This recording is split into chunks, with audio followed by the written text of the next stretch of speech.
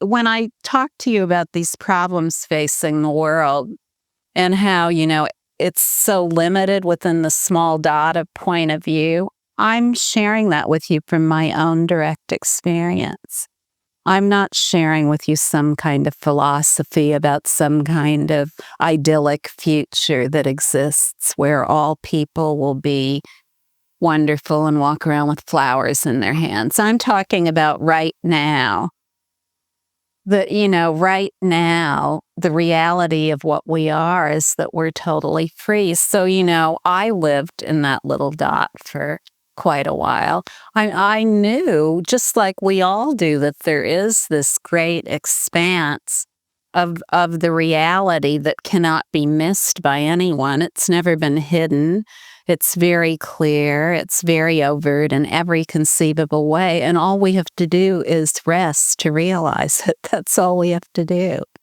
And hang out with other people who can support us in that, like in the great freedom community. So, when I woke up, I didn't know anything about enlightenment. I didn't even know I was enlightened.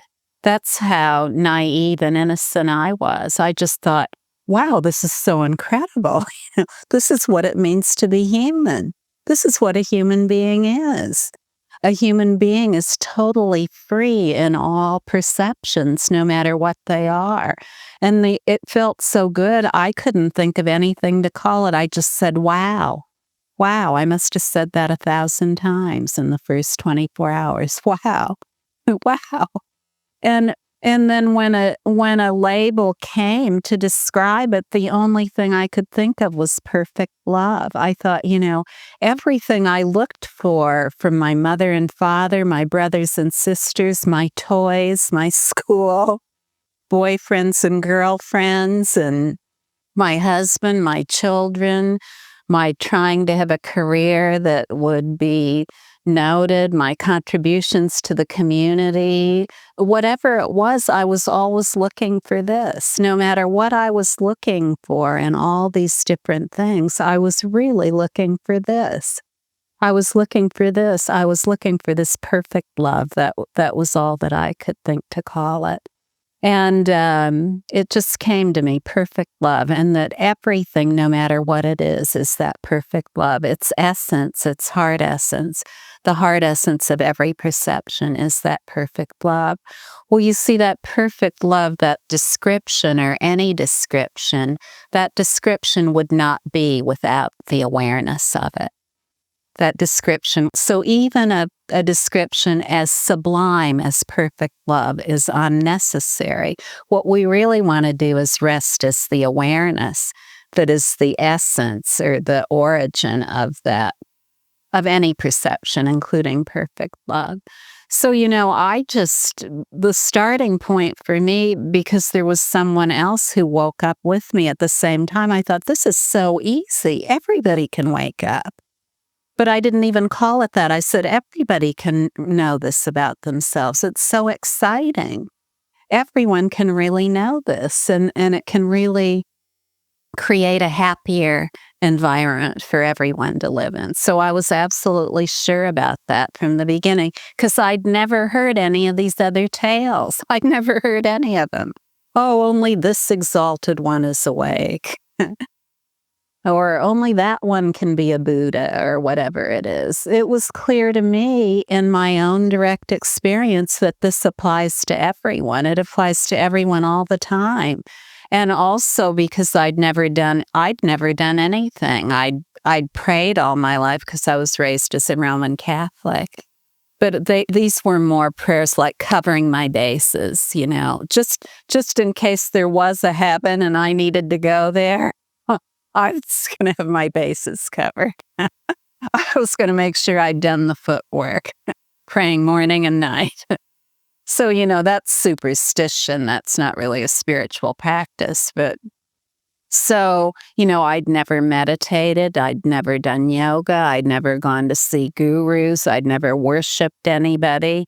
I'd never done pujas. I'd never bowed to whatever site there may be to bow to. I won't mention any names.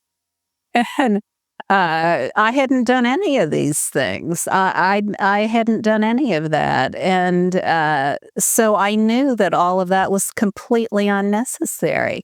All I had done was that I faced a period where I was in so much pain that I felt like I would be crushed by it, that I would be literally crushed out of existence. I felt that much pain in my thinking and in my emotions. I didn't know how I'd go on. I was sure I'd end up just being a little puddle of ash on the floor at any moment.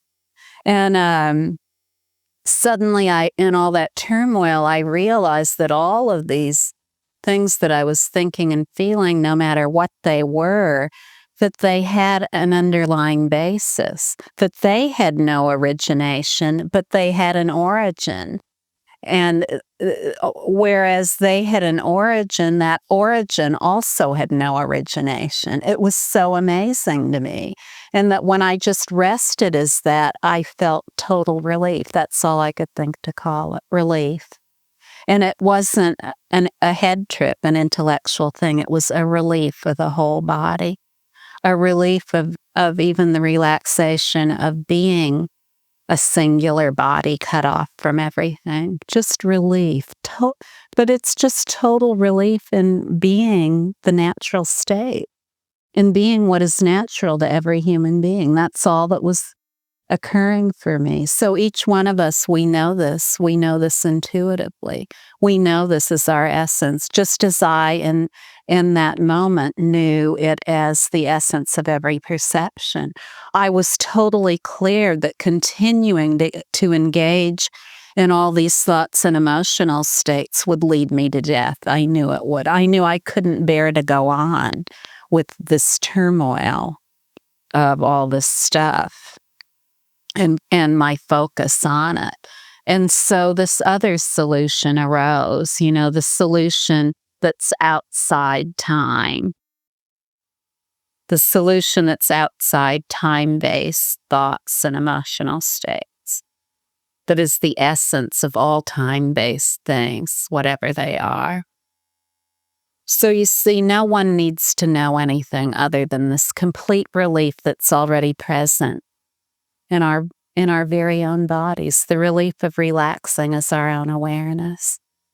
And so, I was describing to you how through direct experience I came to see solutions that weren't within the tiny dot. So, even when it came to something like enlightenment, so to speak, just in resting, all of a sudden I was able to see solutions that weren't within the tiny dot. No matter what anyone said to me, oh, you have to do this thing or that thing to get enlightened. You have to worship this one or you have to worship that one. Oh, you'll probably never get enlightened. You'll have to live countless lifetimes to get enlightened. And this is the way it is, and this is the way it's been for thousands of years, and so says so. So-and-so says so, and they have to be right. Well, all that's within the tiny dot. So-and-so says so, and they have to be right is all within the tiny dot. And I knew that because of my own direct experience. I knew that the tiny dot was just a tiny dot, that the tiny dot, it's just a point of view. That's all it is. It's a point of view. It has no power to affect anything. It has absolutely no power to affect anything. And so I knew that just based on my own experience, strength, and realization, in other words, just sharing with people exactly what had occurred for me, how it came about through resting naturally, and what the results were, I saw every single day that just when I shared that with other people, that was also so for them. That just through exactly the same thing, resting naturally, as the heart essence of every perception. You don't have to call it heart essence. You don't have to call it love if you don't like those words. We use the word awareness because everyone on earth understands that. We all understand we're aware. There's no one left out of awareness. No one can say, I am not aware. That's the only evidence we need that we're already totally free, It all rests in our own awareness. And as we rest naturally, as that awareness less and less, do we feel like we're a tiny dot. And more we feel ourselves as the vast, expansive, spacious awareness pervading everything. So you see, it's very simple. It's very straightforward. No one's left out. Everyone's absolutely included. I know this absolutely clearly, emphatically, and without recourse, relentlessly, unerringly, with total authority and conviction. I know this is the case, not just for myself, but for many, many other people I've had the honor and privilege to share life with.